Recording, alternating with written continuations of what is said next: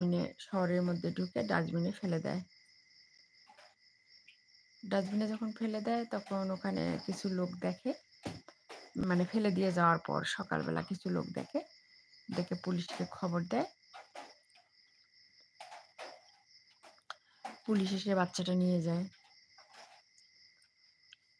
বাচ্চাটা নিয়ে যায়, তখন বাচ্চাটা ওই দত্তক নেওয়ার জন্য অনেকে অ্যাপ্লিকেশন করে দত্তকের জন্য। তো অনেকগুলো 15-20টা ফ্যামিলি, এর মধ্যে যেটা বেস্ট ফ্যামিলি, ভালো বড়লোক, অর্থনৈতিকভাবে সচ্ছল, ভালো মন মানসিকতা ভালো, এরকম একটা ফ্যামিলি দেখে কোর্ট বাচ্চাটাকে তাদের দেবে এরকম।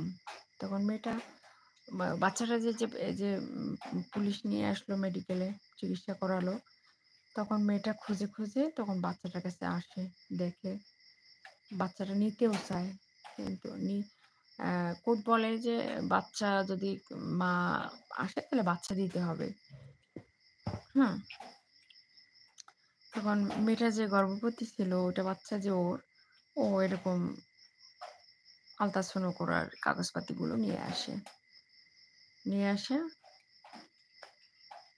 তার আগে ওর বাবা বলে, জনি সিং, হ্যাঁ, তার আগে ওর বাবা বলে, তুমি যে বাচ্চাটা নিবা তখন তুমি বাবার পরিচয় কি দেবা? এর তো বাবা নাই, তখন সমাজ তোমাকে কি বলবে? সমাজ তোমাকে অনেক কটু কথা বলবে এবং বাচ্চাটা মানুষ করা অনেক কঠিন হয়ে পড়বে। তখন কি করলো মেয়েটা? বাবার কথা শুনলো না, যে তাহলে আমি কেমন থাকবো? আমার বাচ্চা যদি অন্য কেউ নিয়ে যায় তাহলে আমি কেমন থাকবো? মানে আমার তো ভালো থাকতে হবে। তখন কি করে ও, মানে ওই আলট্রাসাউন্ড করা ইয়েগুলো, কাগজগুলো নিয়ে আসে, রিপোর্টগুলো নিয়ে এসে এই কোর্টের সিঁড়ি দিয়ে, মানে দিয়ে বারান্দা দিয়ে যাচ্ছে, এমন সময় দুটা লোক বলে যে কোত্থেকে একটা বাচ্চা পাইছে, জারজ বাচ্চা, এটা নিয়ে একদম মাতামাতি শুরু করছে, কাক দিবে কাক না দেবে, এটা নিয়ে মাতামাতি শুরু করছে, কাম পায় না। হুম।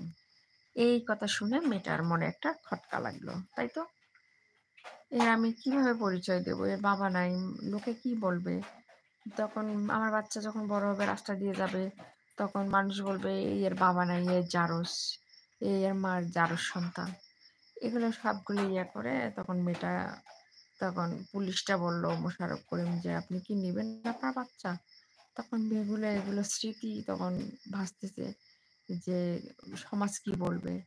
তখন সে সমাজের কথা চিন্তা করে বাচ্চা সে নিল না। ওই যে ভালো ফ্যামিলিটা, যেটা অর্থনৈতিকভাবে ডেভেলপ এবং মন মানসিকতা ভালো, এদের কাছে বাচ্চাটা দিয়ে দেয়। এরকম একটা কাহিনী। আরেকটা আরেকটাকে দেখলাম, যেটা এটা গেল দাগ, আর হলো দাগিটা।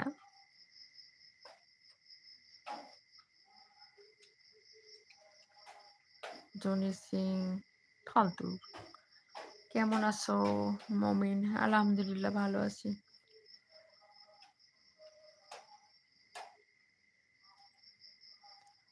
তারপর হলো ওই যে দাগ দাগি না দাগি দাগি দাগি সিনেমাটা একটা অসাধারণ একদম। কাহিনীটা এমন, নিশো, আপনার নিশো, এ হচ্ছে মানে শুরুটাই হলো ও জেলখানা থেকে বাইর হলো। কয় বছর জেল খাটলো সেটা দেখালো না। জেলখানা থেকে বাইর হলো, তখন জেলার আসে। জেলার তাকে বলল জীবন অনেক সুন্দর, আকাশ সুন্দর, বাতাস সুন্দর, মানুষ সুন্দর, পরিবেশ সুন্দর, সবচেয়ে বড় নিজের জীবন সুন্দর। জাহাঙ্গীর মাহমুদ হাওয়াই, ভালো ভালো। তারপরে কি করলো? জেলখানা থেকে বাইর হলো 14 বছর পর।